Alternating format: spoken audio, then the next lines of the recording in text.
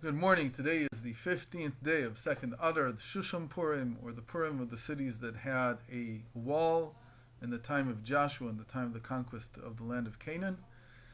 And we celebrate in Jerusalem, which is the only city that really celebrates it in the entire world, um, which says something about the, the fact that we know that it had a wall in the time of Joshua.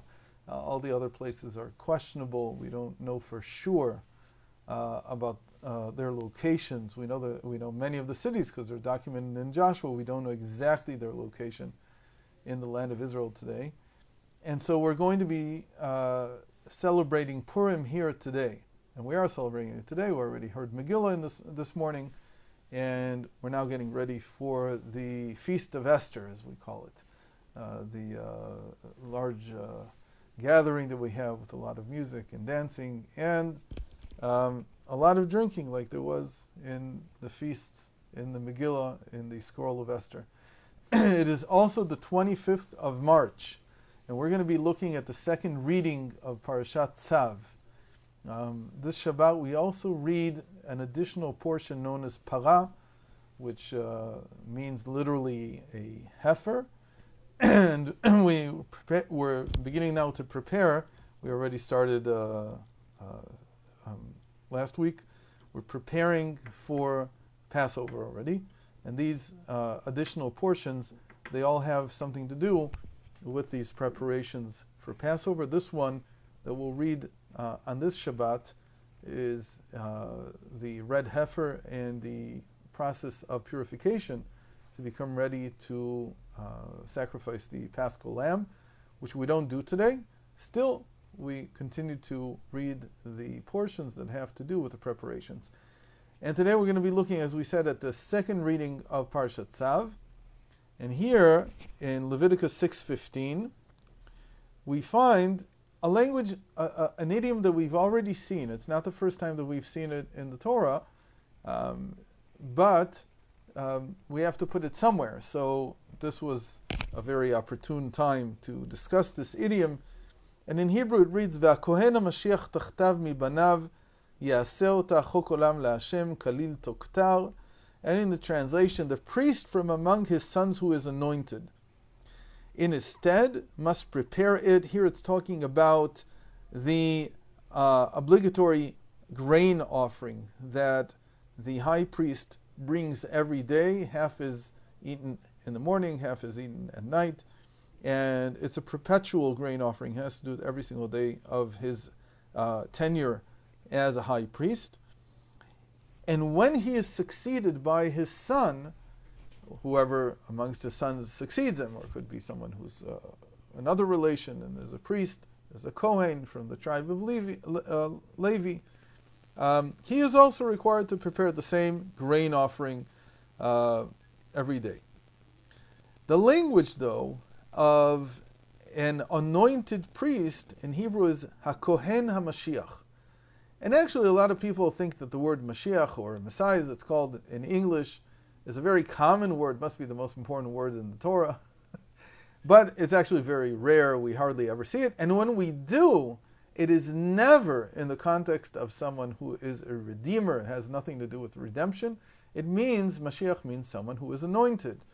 And in this case, it's an anointed priest.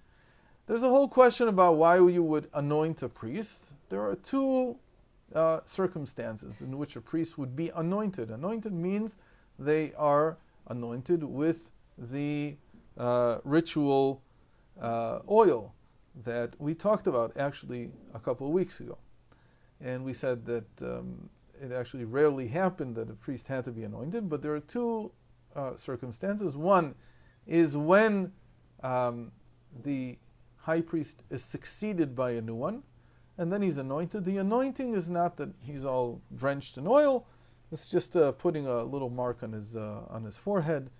The other instance in which this would happen is when the people, the Israelites, are going out to war, and in order to officiate over the military and the military ritual of giving people strength, of giving them faith and giving them the security and the trust in God that they will win, there was a priest who officiated, and he is also anointed, and he's called a Kohen Mashiach. And so we have the anointed priest. This is the only context in which Mashiach, someone who is anointed, appears in the Pentateuch. How did it become that the Redeemer would be called a Messiah? The reason is very simple, because there's only one other person who might be ever anointed, and it's actually very surprising. It would be a king. But there are two types of kings in the Jewish people. There are kings that come from the house of David, and there are kings that are from any other tribe, from anyone else. The kings from the house of David do not need to be anointed. Why do they not need to be anointed? Because the kingship belongs to the house of David. So there's no need to show that this king is from the house, is rightful. The moment that he's from the house of David, he's rightful.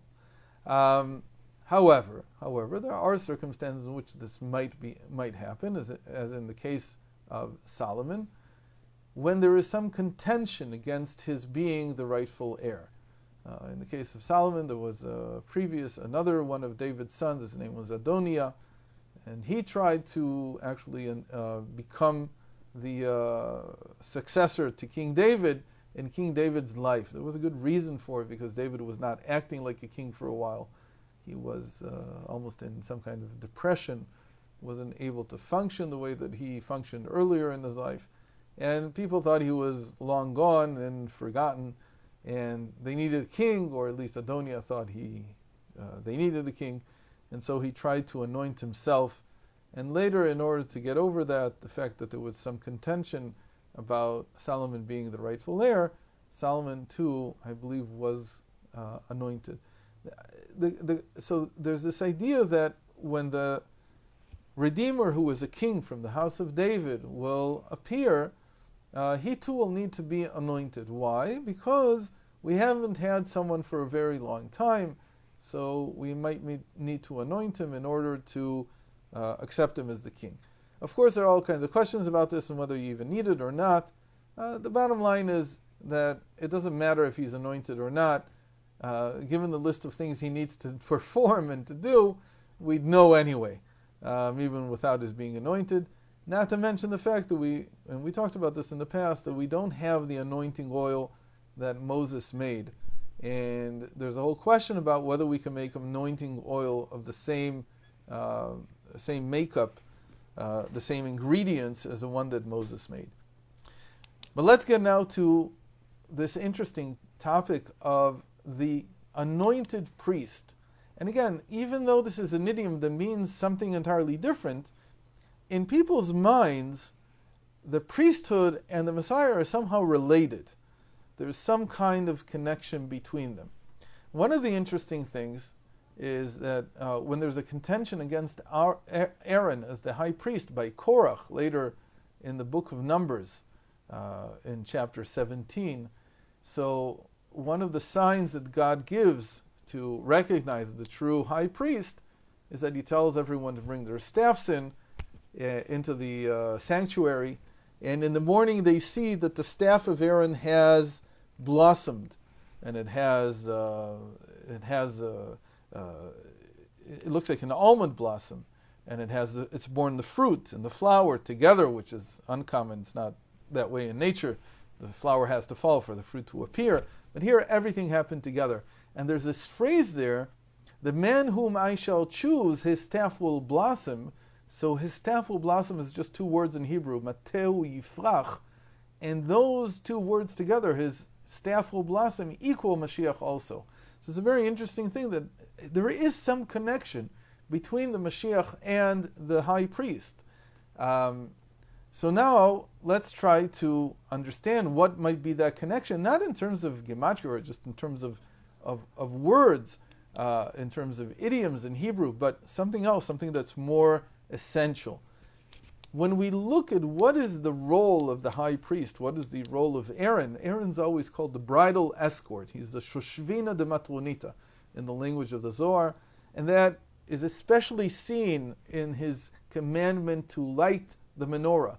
There it says, "Behalotcha et hanerot." When you, it doesn't say kindle the candles of the menorah. It says when you raise the candles of the menorah. And what it means by raising them up, says Rashi, until the flame rises up on its own. In other words, you need to hold the flame to it when you're lighting it in such a way that the flame will continue to rise up on its own without any additional help.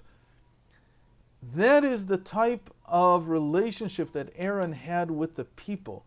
He's like the chaperone, what we mean by the bridal escort. He's like the chaperone of the Jewish people, God's bride. He's tasked with lighting God's lamp, the soul of man. He's tasked with lighting the flame in the soul. And that's what he does. That's his role. There was once someone who asked Lubavitcher Rebbe, what is your role in the world? And he said, my role is to kindle people's souls. And it's a very interesting thing. So this man asked the Rebbe, did you light my soul? And the Rebbe didn't say yes. He said, no, but I gave you a match. And that's such a typical answer from the Lubavitcher Rebbe. He wouldn't tell you the job is done. You're already kindled. You're already the flame rising up on its own. He'd tell you, I've given you a match. It's up to you to strike it. In other words, it's still your role. So that's the way we need to think about Aaron, the high priest, even today, is that it is the power within us. It's like the match within us that we can take and utilize in order to light ourselves.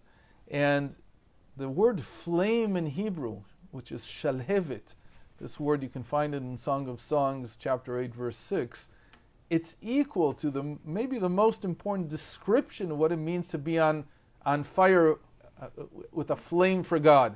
And that is what we read in the Shema. We say, Shema Yisrael Hashem Elokeinu Hashem Echad, ve'ahavta, and you shall love Hashem Elokecha, God, Havaya, your God, b'chol levavcha v'chol nafshecha v'chol modecha, with all of your soul, with all of your heart, with all of your might.